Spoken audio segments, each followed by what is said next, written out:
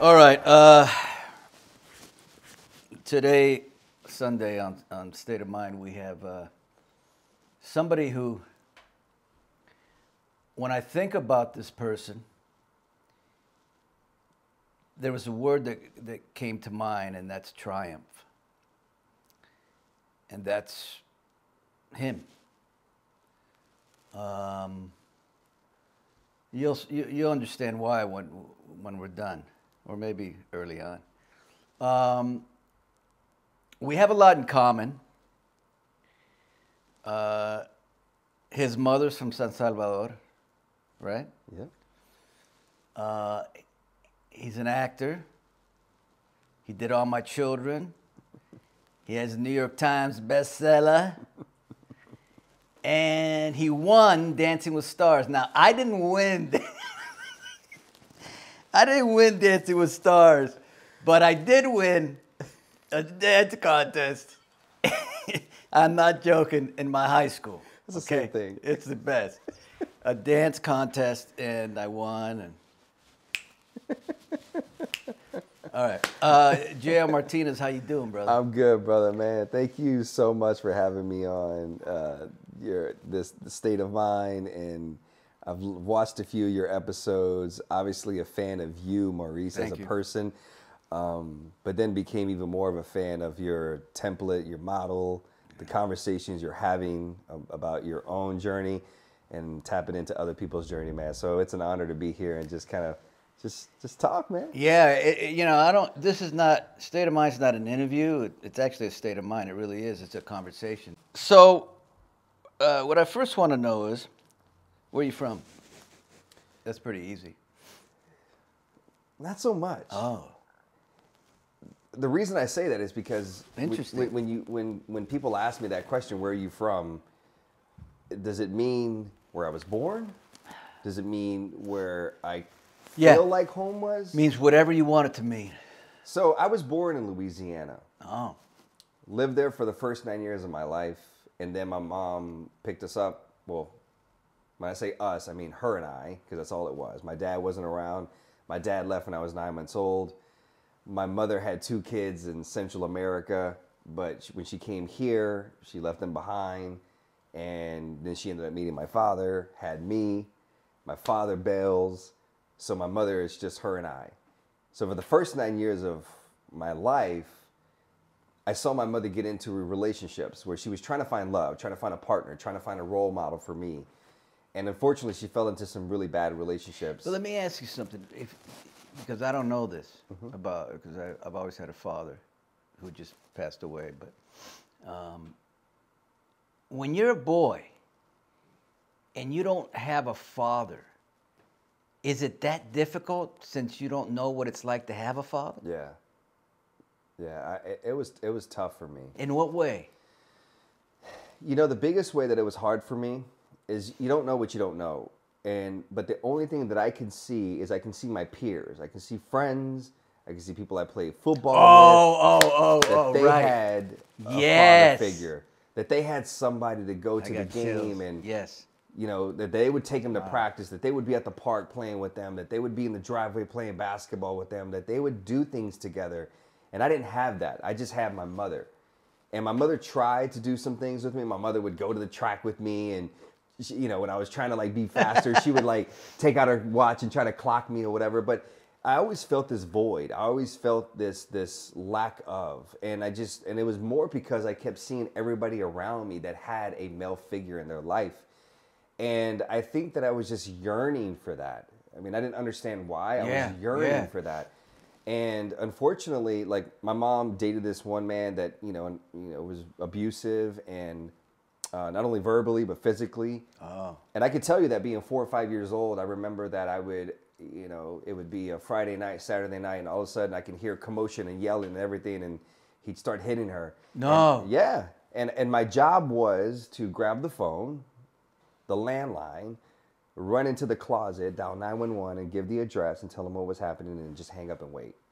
Really? And I'd wait in the closet, man, until the police showed up. They'd arrest him. They'd take him away. And then he'd get out of jail, you know, a week later, not even sometimes. He'd be back at the house. And she was Yeah. a victim. Because my mother was also broken. Listen, I experienced a lot in my childhood. Not only that, but my mother lost one of those daughters that she left behind. Was born with a disability, and so she passed away when I was 3 years old. Yeah. My mother couldn't go back to El Salvador to bury her own child because she had me here, and she was going through the process of becoming a citizen, but she wasn't yet. So she couldn't leave the United States to go bury her daughter and then be able to come back in order for me to be in the country that I was born in. So she didn't go. I mean, losing a child, one, is already difficult. Yeah. Then not burying your child. I mean, I can't even imagine the guilt that she potentially feels. Then the trauma that my mother has a third grade education. She was given away by my grandmother. She was sexually abused. She was she was given, the people she was raised by literally beat her. She had to work in the field. She didn't get an opportunity to get an education. Then she reconnected with her father when she was like 20, and then started to establish a relationship, and then he was murdered. Oh my goodness. So my mother comes into this place of, now she has me. She's never dealt with anything. Like, I'm very careful when people who have experienced stuff, I never say they've dealt with things. I've always say they experience things. Because to me, experience and dealt are two very different things. My mother experienced, she never dealt with the pain and the trauma that she has, life gave her. Yeah. And so what happened, unfortunately, that sort of came into the relationship of the way she parented me. She was fear-based. She controlled me a lot. She was afraid to lose somebody else.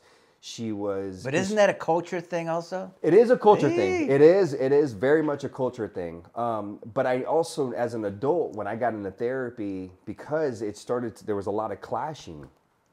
And I started to realize that, there were some elements of where my mother, it was tough, man. Listen, my mother, I didn't have the smoothest upbringing. At 9 years old, we moved to Arkansas, to Hope, Arkansas. I was one of the first Hispanic kids to show up on site. White kids, black kids predominantly. I'm picked on, I'm jumped, I'm beat up just because I'm the lone wolf. I'm by myself, just for no other reason, just because I was an easy target. And at 16 years old, I told my mother, she found me in my room crying, and she walked up and she said, "What's wrong?" And I said to her, I was like, "I don't know where I belong." I said, sometimes I think about getting into a car accident just so I can find out how many people would show up at the hospital. Oh, man. 16 years old, I had this, right? Yeah, I had no community. I had no identity. I had no self-worth in a sense.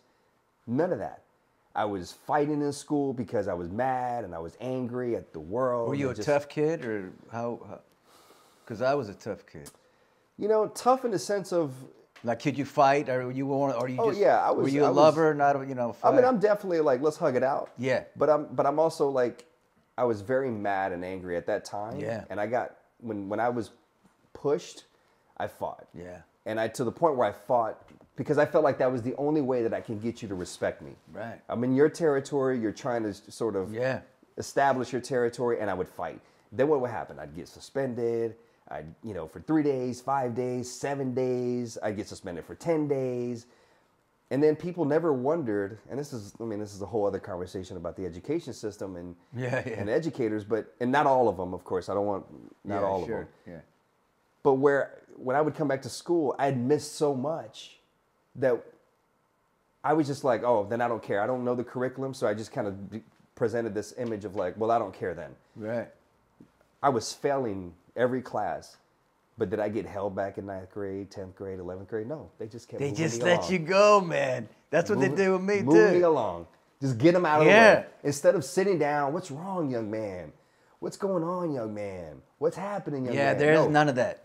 Just keep it moving. None of that. When I was in high school, I barely graduated, right? And this is a true story.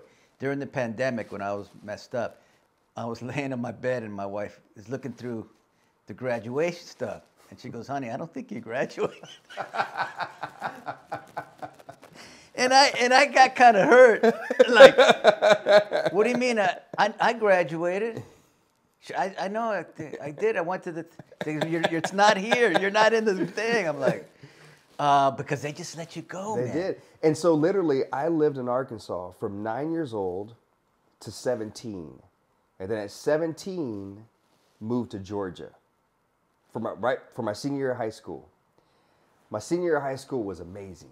Mine too. Amazing. Yeah. Because I moved to this community in Georgia called Dalton, Dalton. I moved to this community, man. I saw myself.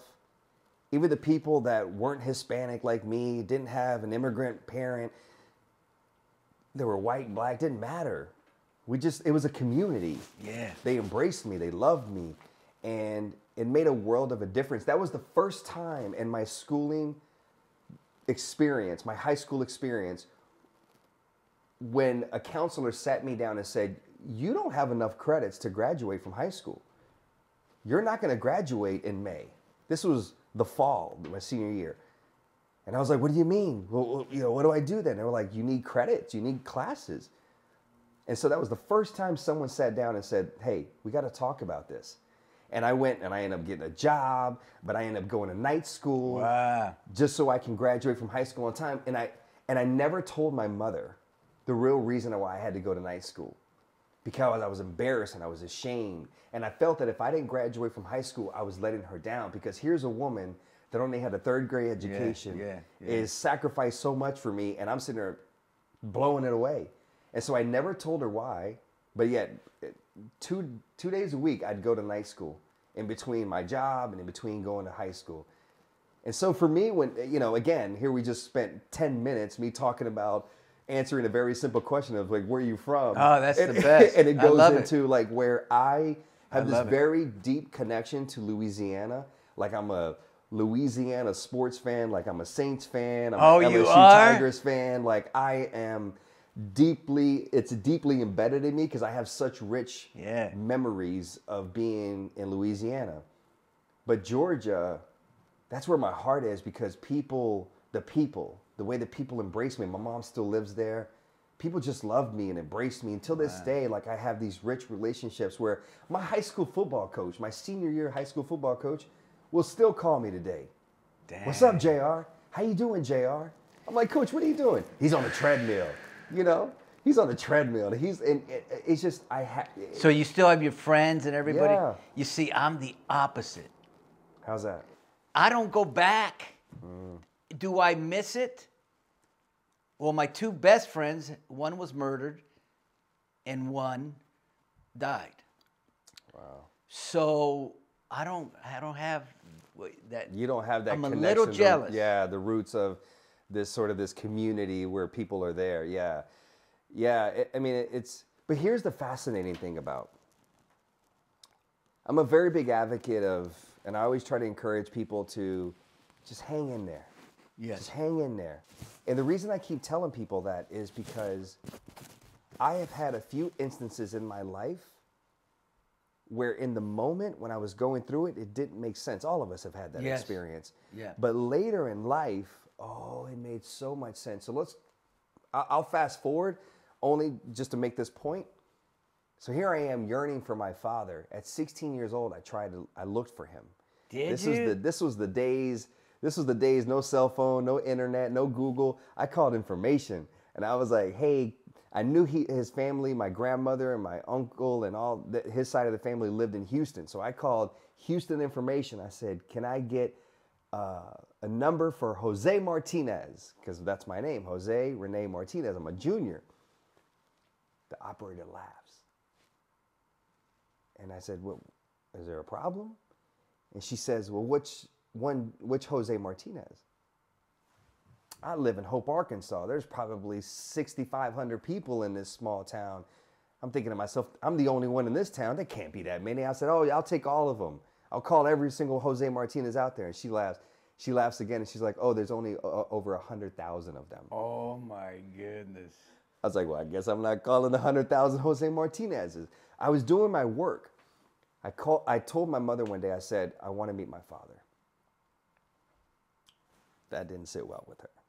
No. My mother's thinking, why he doesn't deserve any, like, I'm the one that's been raising you. Are you trying to, like, leave me and go live with him? Like, whatever. Finally, my mother agrees. we drive to Hope, Arkansas. My mother's memory is amazing. I mean, we drive to Houston, Texas from Hope, Arkansas. My mom pulls right up to my grandmother's house, parks in the driveway and says, I mean, a memory, no Google map, nothing. I mean, just memory. I'm in the back seat. She says, okay, that's the house. Go knock on the door. No. I get out. I knock on the door. My grandmother opens the door. It's just me. I'm 16 years old. The last time she saw me, I was a baby. I was 9 months old. I open the door and she says, and she knew exactly who I was. Dang.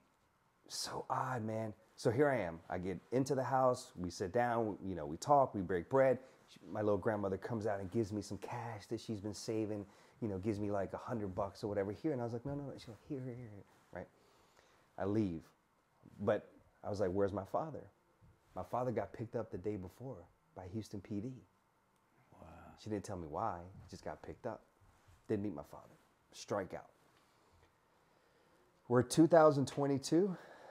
2019, I met my father. Nah. I was 36 years old. Guess where my father is?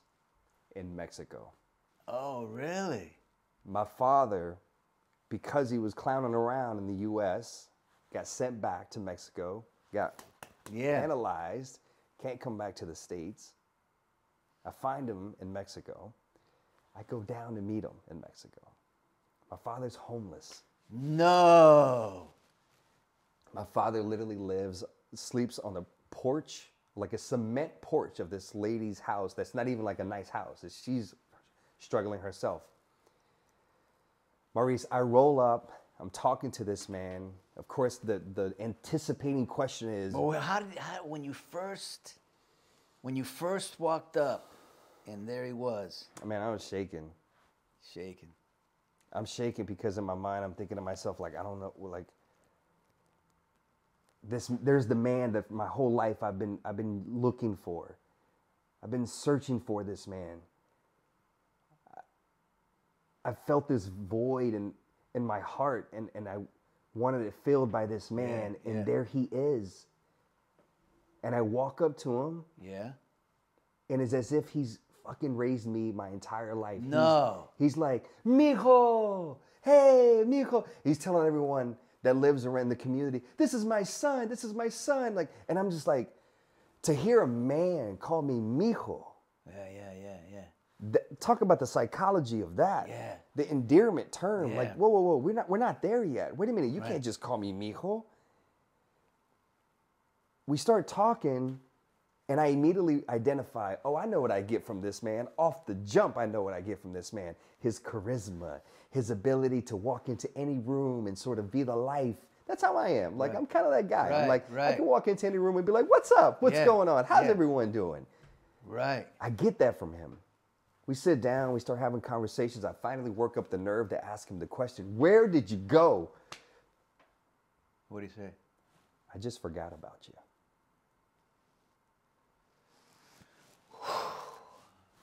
I just forgot about you. You know what I realized But that's now? not the answer you want. That's not the answer I want. But it was the answer that honestly I needed. Because it was the truth? Because my entire life I had sort of this image and belief that my father, we could be playing football together. We could be hanging out together. We could be doing things together. I get it. And at 36, I realized when my daughter at that time was 7 years old, and I realized that it was the best thing that he actually left. That it was the best thing to happen to me that he was not in my life. Because if he would have stayed in my life, he would have been the influence. I would be following his footsteps right now. Because I learned I wasn't the only one that he abandoned. Yeah. He abandoned other kids as well. Right. And so for me, I just kind of was like, oh. But do you think that maybe if he stayed, you would have changed that? No. Nah. No. Right. I don't think children are beautiful. Yeah, but they can't. But children can't. No. It's not their responsibility, and nor do they have the ability completely all the time. You have to be willing, as you know. Yes. You have to be in that position. You know, you just have to be willing to do the work. So you spend how much time with him that day? 3-4 hours, maybe. 3 or 4 hours? 3 or 4 hours. And what's going through your thoughts as you're with I him? just want to know about his life. I'm just curious. I want to know about why he left me, why he left other kids. I want to know how he ended up where he is. He's answering everything? He's Honestly? answering everything. He's being honest. That's. And when you're done with that, how are you feeling? I feel at peace. That I finally, I felt like I kind of accomplished something. I checked the box. But I also feel compassion. Like I don't want to use the word like I felt sorry for him, but I had compassion because I understand he was never capable of being what I needed or what any other of his children that he had needed, because he was a broken man. Yeah. Way before he had us. He just never dealt with it. Yeah. And so he essentially used women as a way to cope. He used alcohol as a way to cope. Right. He used all these substances as a way to just cope. He was never capable of being what I needed him to be. So when you left, that was it? No. You were good. You were good. Peace, accept this. I don't need to revisit it. I don't need to, I don't have this gaping void in my heart and in my mind of who he is, what he is. I know what he is. I know who he is. I know where he is. I'm good. Wow.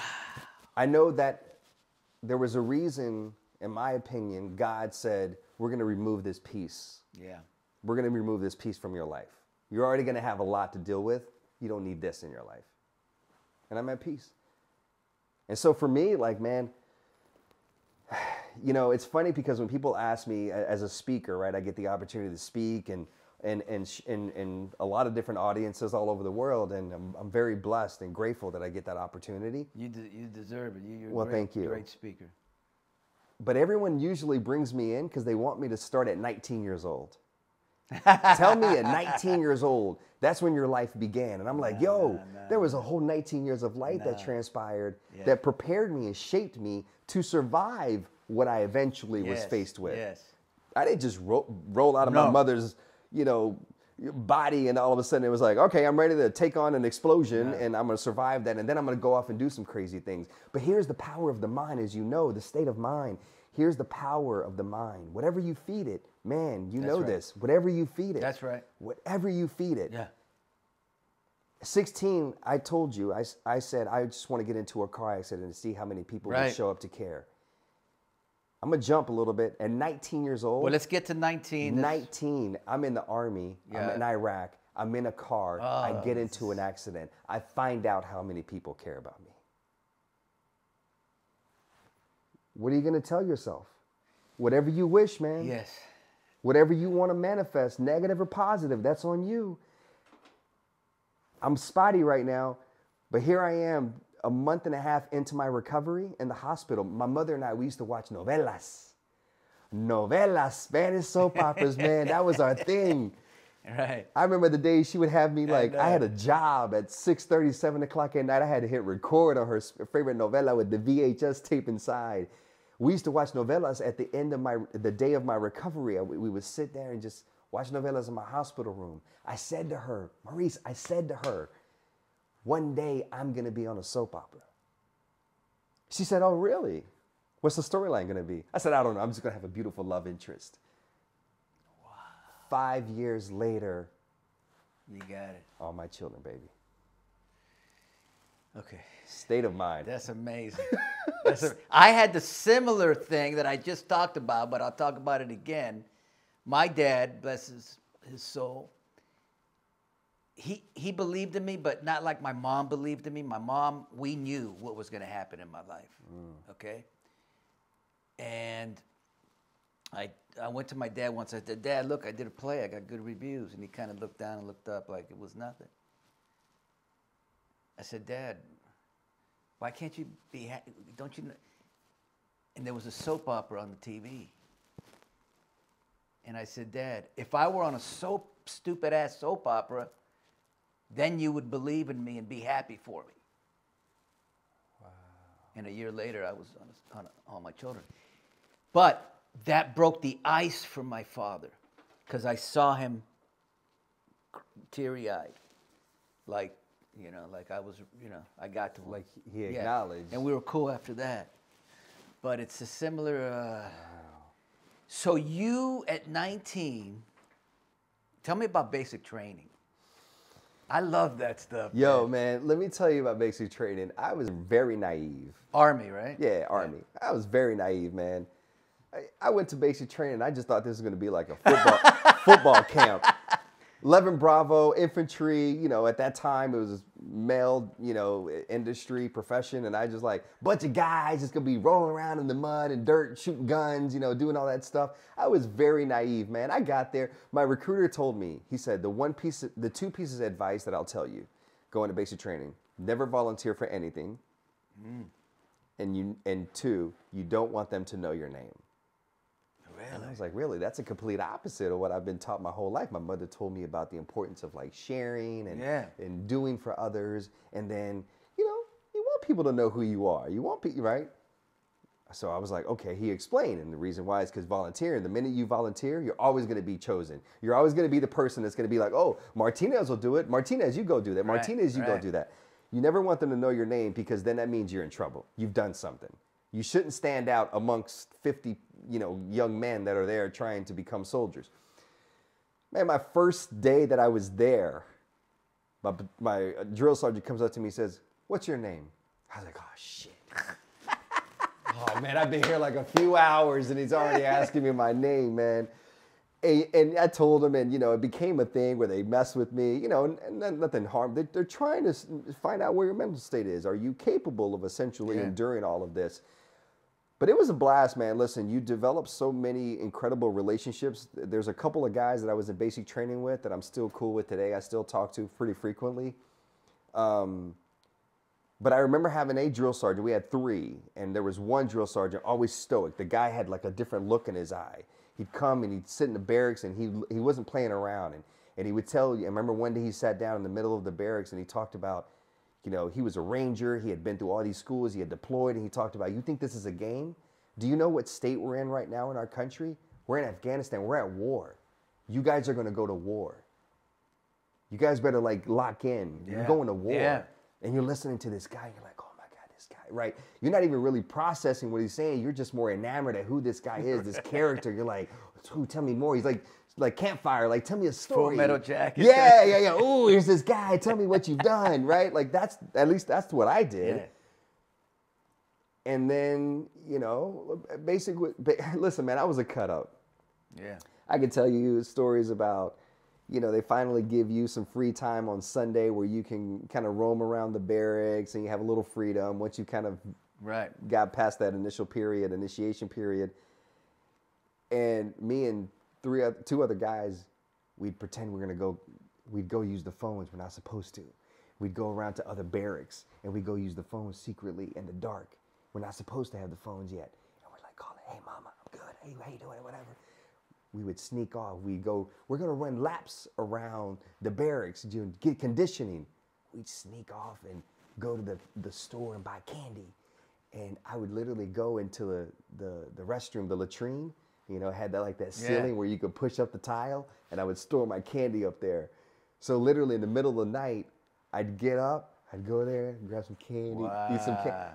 I mean, dude, I was just being honestly a boy. I was a boy. And I was just being a boy and just didn't really understand the severity of what was happening in the world. But man, you had to grow up real fast. Yeah, life said, oh, hold on. So you were in a Humvee, right? Am I right? Mm-hmm. And a landmine. Mm-hmm. And then it went, I saw something on 60 Minutes. This is kind of the same thing, where these people are getting killed in training. Yeah. Because they tip over. Yeah. Is that's... So essentially what happened for me, 6 months after I joined the military, I'm in Iraq. Oh my goodness. In 6 of those months, 3 of those 6 months, I'm in basic. Oh my goodness. Fast track. Damn. 4 days shy of me being in Iraq an entire month, the Humvee that I'm driving runs over a roadside bomb, explodes. I'm trapped inside, and it catches on fire. Oh. I'm completely conscious for the 5 minutes that I'm trapped inside of this Humvee, man. Screaming and yelling, you know, pleading, begging for someone to pull me out. Man, talk about how things don't make sense in the moment, but if you're patient enough. Yes, I got my eyes closed, man, but don't my worry sister that passed away. No, I'm going to start crying, man. I never met her. I went to El Salvador. The second time I went to El Salvador at the age of 9 years old, my mother took me to her gravesite. I'm standing there and I'm bawling. I have no idea why I'm bawling. Why am I so emotional? It never made sense to me because I didn't know her. I didn't meet her. We never played. We never talked. I don't know. Fast forward 10 years later in that Humvee, in the mix of me screaming and yelling, my sister appears to me and speaks to me and tells me I'm going to be okay. Wow. And immediately after I was pulled out of the Humvee. Ever since that day, man, and listen, I was in that Humvee. You see my hands up in close. I mean, this is skin graft. Yeah, it looks like that means the skin, my normal skin, was burned off. Oh, jeez. Like I saw my hands changing. I could see it. I was gasping for air. I had broken ribs. I had a lacerated liver. I was inhaling the smoke from the fire. That was the biggest thing that was threatening whether I was going to be able to survive or not because of the insides being all jacked up. My sister tells me I'm going to be okay, and immediately I'm pulled out. I get put into a coma. They send me to Germany. I go into surgery. Then they send me to San Antonio, which is where the burn center is for the military. 3 weeks later, I come out of my coma. I tell my mom, I was like, Mom, I saw Annabelle. Annabelle told me I was going to be okay. I mean, she starts crying. And we both said, she's your guardian angel. Of course. She's with you. Of course. She's still with you today. She's looking after us. Dude, I mean, talk about how things in the moment don't make sense, but if you just hang on long enough, if you just stay patient long enough, if you believe, if you open your eyes, if you look around, if you see, the answer eventually comes to you, man. I'm 19 years old, man. Listen, let me tell you something. When I was in Iraq, I immediately wanted to, I joined, I was going to do 3 years. While I was in Iraq, I was like, no, I want to do 20. I want to come back and I want to be this kind of soldier in this school. Yeah. I want to go to that. I want to be a badass at 20 years, you know, in the military. I started planning. Boom, I'm injured. I come out of my coma. The first question out of my mouth to my doctor is, when can I go back? I got to finish my deployment with my guys. He tells me, you're not going to be allowed to stay in the Army. You're going to be medically discharged. Right off the bat, he took my identity away from me. The identity that I was starting to create for myself of being in the military, man, of being of service, of being a part of a team, something bigger than myself. That was my identity I was starting to create for myself, and he just ripped it away from me because of the type of injuries that I had. I couldn't be in the Army anymore. And then a few days later, I saw my face for the first time. I saw my arms. I saw how bad I was injured. And literally my second identity was essentially taken away from me. The identity, my appearance, what I knew for 19 years, all of a sudden I looked in the mirror, I had no idea who that person was. JR, I need you to take me somewhere right here, real quick. Because I got a story that's not like yours, but it's mentally similar. When I was in the mental institution, I went into the bathroom, and there was a mirror. And it was the first time that I had really looked at my face during mentally being completely out of it, right? And I saw that I looked great, but my thoughts were horrible. But it was an interesting dynamic that I looked perfect, but my mind was not. My mind was in chaos, and it was just so for you. I was the reverse. Yes. saw myself, and you said when you saw yourself, you look great. I saw myself, and I was like, I don't look great. Right, right. But my mind, I feel like I'm fine. In my mind, I feel like everything's good. In your mind, you felt, so you had no... So the first few days of me coming out of my coma, I'm bandaged up, right? I can't do anything for myself. I can't walk. I can't feed myself. I can't bathe myself. I can't button a button. I can't do I couldn't even pick up a remote and change the channel. I lost so much strength and fluid that I had no ability to do any of those things. I'm bandaged up, and I'm literally in a hospital bed like this the entire time. Oh, my God. All day. And every time that they did the dressing changes, I couldn't really see because I couldn't really move my neck as much because I didn't have a lot of range And how of much motion. pain? How much pain? I'm feeling discomfort. Not the pain I would feel is when they took me to the shower. Oh, fuck. Yeah. Like, I want to spare the viewers some of this visualization. I'll allow their imagination to take them there. But essentially, because this is, for example, on my hand, this is a skin graft. What that means is I didn't have anything there. The skin, the top layer was, a lot of the nerves were essentially exposed. So the top layer of skin that protects us was not there. It burned off. God. But unfortunately, what they have to do when they take you to the shower, they still have to essentially clean that area. Yeah. So you're hitting nerves, you're hitting all that sensitivity. That's painful, that's excruciating. You can take the toughest SOB you know and put them in that environment and they will cry. I don't care. Any burn survivor will tell you that is the most difficult part of the whole process, is that shower. And so that I'm sitting here and they're doing dressing changes. I never look, I can't see the severity of what's wrong with me. But every day when I would go to the shower, I would cry and I would plead with my nurse, why are you doing this to me? I would literally say, what have I done to you? And my nurse, Mike, man, he was like the coolest dude and just a big heart and then pathetic. And he would say, I'm sorry, buddy. He would put his hand on my shoulder and he would say, I have to do this. And I remember after going through this for about 4 days, I came back into my room. They wouldn't even, because of your skin so sensitive and I didn't have a lot of it on my body, they didn't even pat you dry. They would wheel me back into my intensive care room and let me sit there for about 10 minutes because they have to keep it so hot to match your body temperature. Yeah. So I just sit there for 10 minutes to just air dry it. They'd have the radio playing and I'd be like so I never saw my body. And after the 4th day, I finally looked at Mike and I said, man, I got to see my face. Why does it hurt so much when you touch my face? Why does it hurt so much when you touch my body? And he picked me up. Yeah. He sat me in a chair similar to this. He sits me in a chair. He pulls up the little tray. You know, in the hospital they have those trays. Yeah, and then you can slide it out, and then there's a mirror in there. Yeah. He pops up that mirror. My head's down. And he says to me, all right, buddy, the mirror's in front of you. You can look whenever you want, but I want you to know 2 things before you look. One, what you're going to see is not the same thing you were accustomed to seeing for 19 years of your life. But 2, and most importantly, you have to know it's going to get better.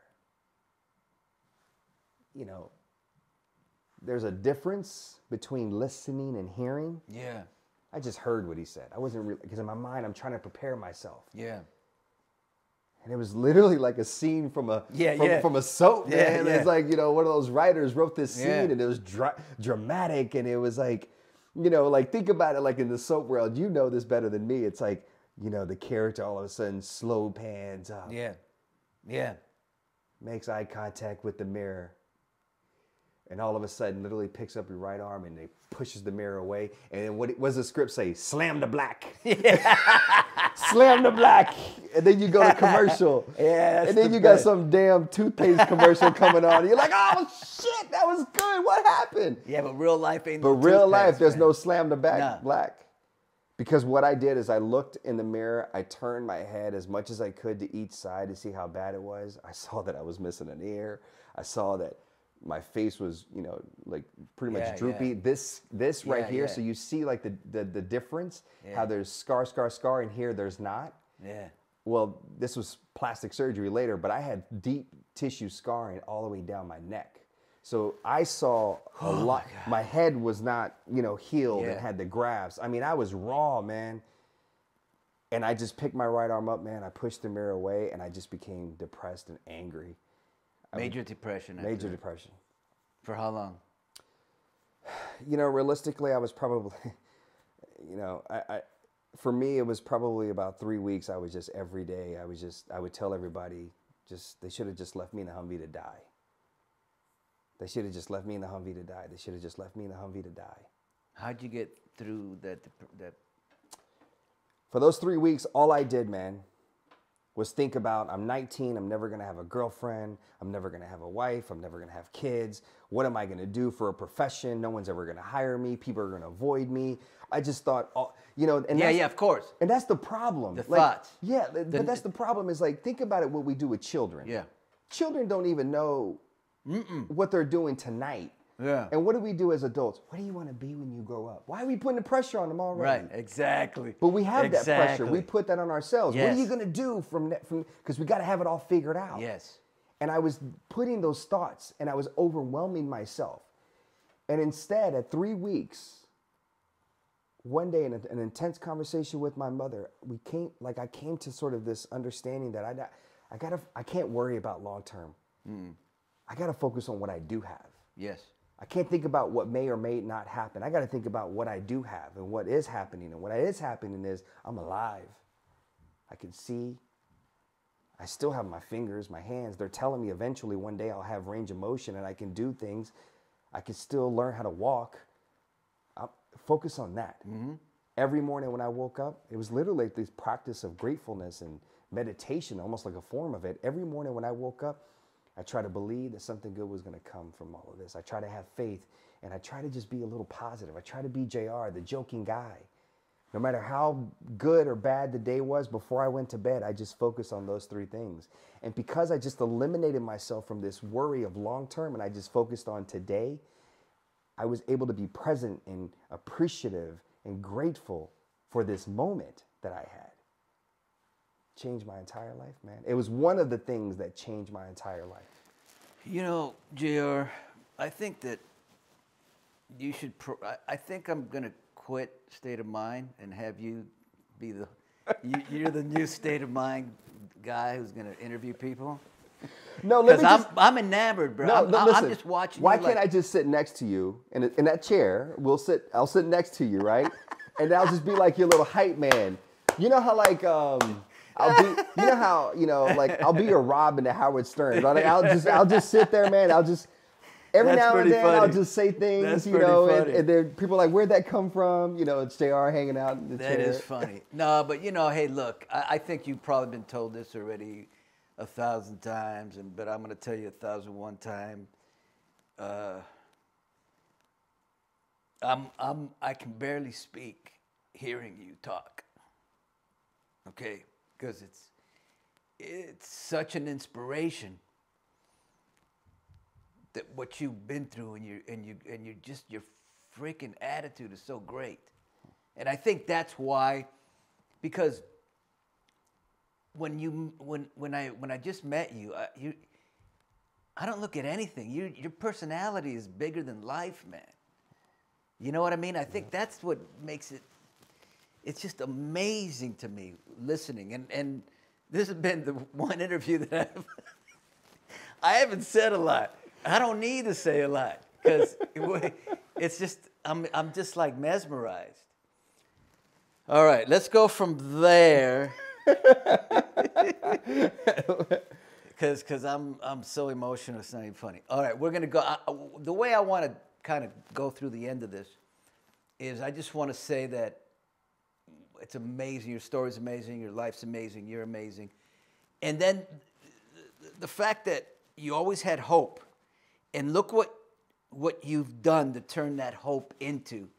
You did a soap opera, man. You did a soap opera. I know. A lot of actors can't get it. You know what I mean? It's amazing.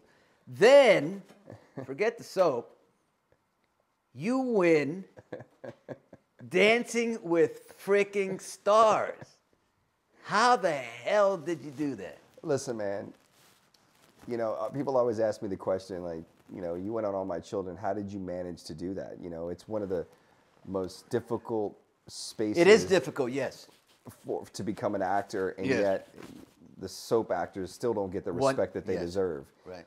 The amount of dialogue that you're having One to, take, I two mean, takes. yeah, Yeah, and then how you can get a script a week in advance and learn all the dialogue, and an hour before they cut all this dialogue and merge all And this let's other not stuff. forget, JR, because I'm going to say it right here.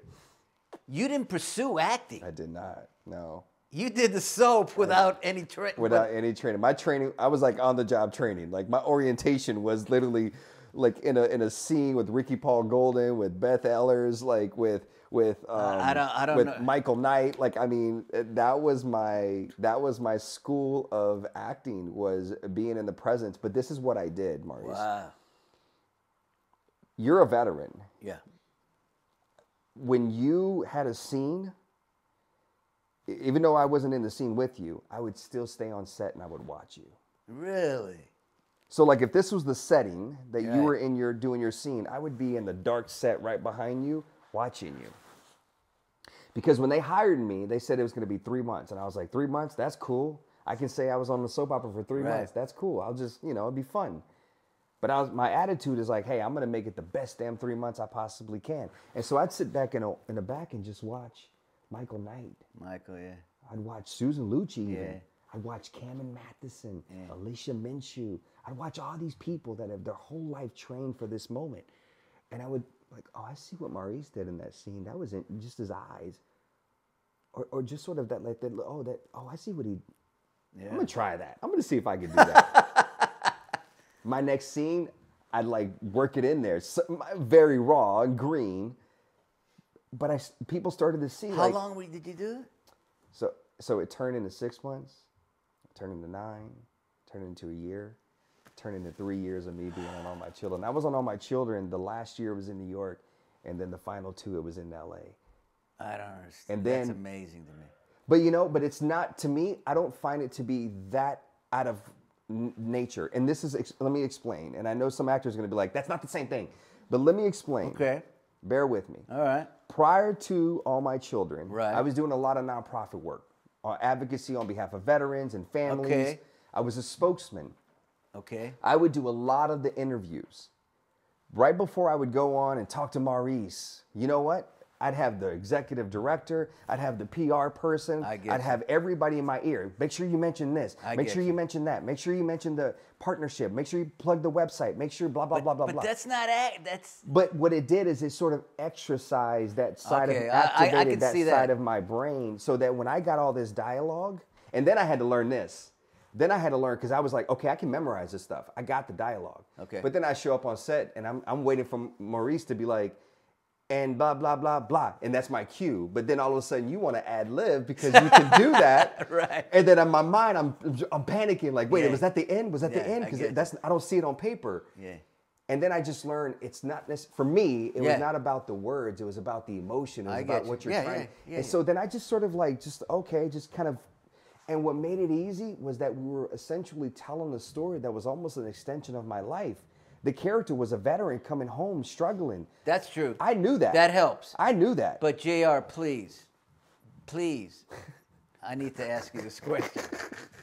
Because to me, okay, acting, maybe you did your little interviews and your thing, and that, now you can act and stuff. Okay, but don't tell me, because I'll end this right now. Don't tell me that you've never danced before Dancing with Stars. Please don't tell me that. No, I had. Okay, Not good. professionally. No, not professionally, but that's cool. So here's where my dancing came into Yeah, play. I need to hear this. When you're raised by a single woman, you have no choice but to be her dance partner. Okay. That's where my training That's came from. nice. Yeah, that's cool. So when I went on, but again, man, if you look at my But life, it was live, It man. was live, man. It didn't faze me one bit. You know No? why? It didn't. You know why? See, we're different. You know why? I don't. I've learned in tell my me, life. tell I've me. learned in my life. I am not going to give power to things that I cannot control. I know, brother, but come on. For me, going on that stage, it wasn't about, in that moment, the 90 seconds that you dance live on television, it's not about the people. Oh. It's about the story that me and my partner, Karina Smirnoff, the story we're telling. Oh, she's great. She's the She's best. amazing, dude. She's amazing. Tough, but she's amazing. That's all I cared about. When 90 seconds ended, when the dance routine was over, then I can allow myself to sort of look around and appreciate and take in everything. I live my life, Maurice. I live my life. Don't get me wrong. I have goals. Yeah, I get I have you. long-term goals, but I live my life in this moment. This was one of your goals. And I'm in this moment with you. That's good. Yeah, For me, it's all about I'm just going to be in this moment. I know that's all I cool. can control. I can deal. I know about the moment. I'm into the moment. I love being in the moment. I love the movie in my head. It's a good movie, not a scary movie, not Freddy Krueger. Hey, your anxiety's coming. Anxiety's here. Oh, fuck you, Freddy. Get the fuck out of here. But Dancing with Stars, because I've been on that set. But it's the tension in there. But you don't feel that because you got this freaking mentality that I've never seen in my life, bro. It's amazing. I have, even till this point, even from dancing to today, I've just done a lot of work. You know, I end these things with whatever comes to my mind, and I don't have a clue. I just want, all I've been saying in my head is that he's he has superpowers. He's like Superman. And that's what comes to my head. I'm sorry, and it may sound stupid, but but at this point, you've seen the interview. You've seen how open he is. You've seen how he's so in the moment, at peace, and just has a grasp of life that I don't think I've ever seen as well as J.R. Martinez has it. I thought I was kind of cool, but all right, brother. Thank you.